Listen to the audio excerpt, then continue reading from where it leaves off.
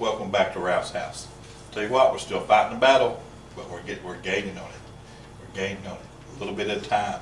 Go, go, go, go. We were working with our dark colors. Ultramarine blue, burnt umber, and alizarin crimson. The darkest red, the darkest blue, the darkest yellow. Mix them all together. Now I'm going to go a little bit towards the red side on this one. And we're going to try to catch a little more details in our picket fence. Let's kind of work on that a little bit. You know, this is going to pull right out through here. I dropped to a smaller brush, and for me that's hard to do, but sometimes you got to use a small brush to get a little more details in there. Where it turns a little bit, shadow under here. That fence is going to cast a shadow there. So I'm going to cut a few more strokes. Now I want to make sure we're far enough behind this tree that we don't lose it. Because a couple things going to happen here. Remember, we had a cedar tree right here. There it is. You can still see it when you're up close. Don't worry about it. Put it in there. Need to get a little more right in here. So I'm just trying to get this fence done a little bit better right through here. Also carry that out that way a little bit. Now I'm a big nut about colors. I love colors. A little more blue in there. Let's tan that down just a hair. So if I add more blue, so much darker it made it on that stroke.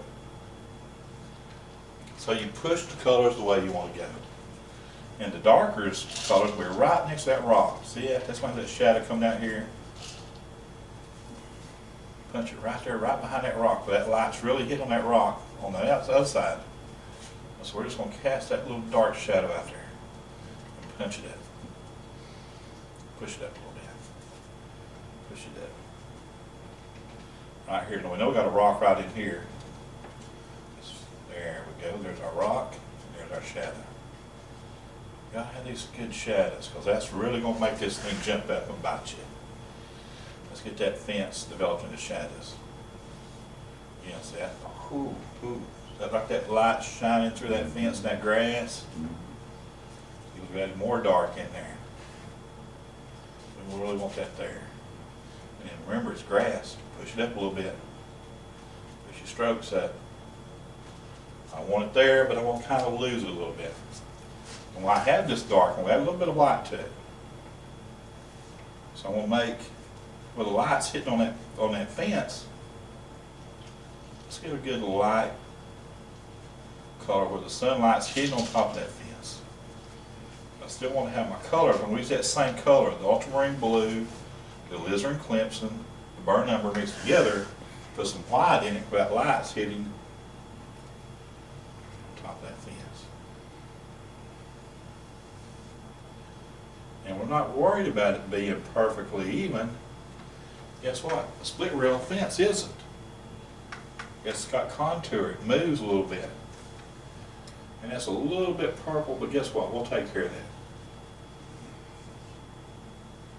So it's just, right now I'm just trying to get some light up there somewhere where that light was.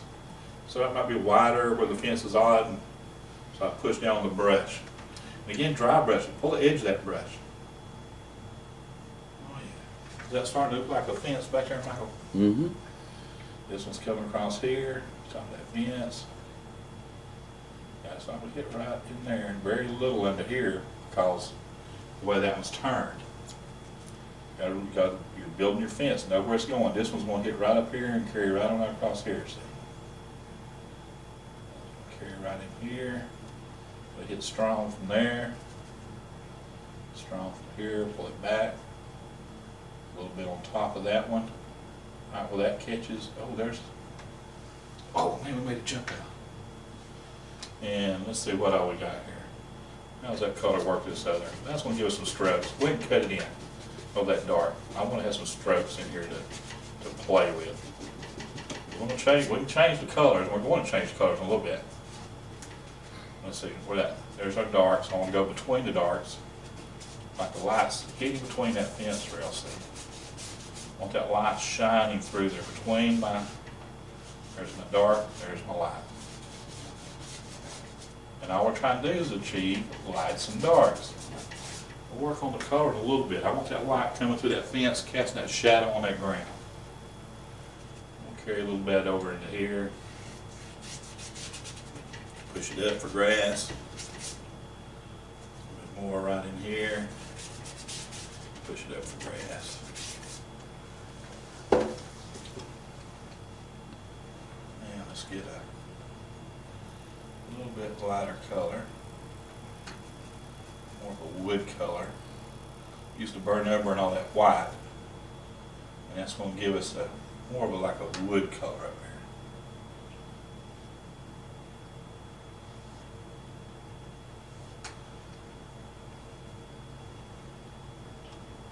And just put it on there. Where it carries on.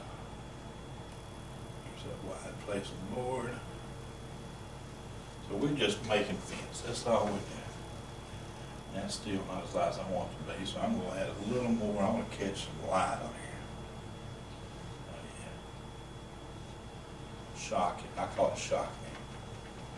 That's shocking. Is that pure white? No.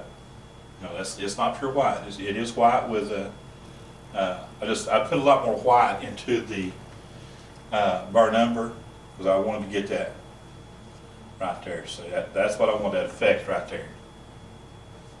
Because remember, we're still going to glaze this, or just do all this back, but we got a strong light coming that we're going to need in a little bit when we do our tree.